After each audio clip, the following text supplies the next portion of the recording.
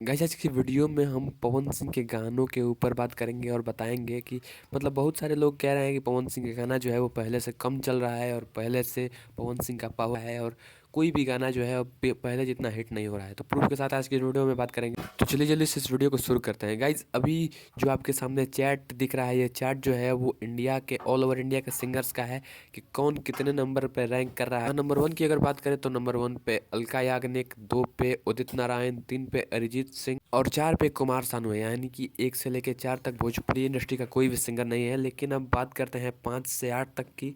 5 number पे है भोजपुरी की फीमेल ट्रेंडिंग सिंगर शिल्पी राज और 6 नंबर पे हमारे पावर स्टार पवन भैया हैं। वो 6 नंबर पे इसलिए हैं क्योंकि पवन सिंह का काफ़ी दिनों से गाना नहीं आ रहा है। लेकिन जैसे ही पवन सिंह का अब की बार गाना आएगा जो कि 5 तारीख को आने वाला है, तो पवन सिंह का जो स्थान होगा वो 1 नंबर होगा।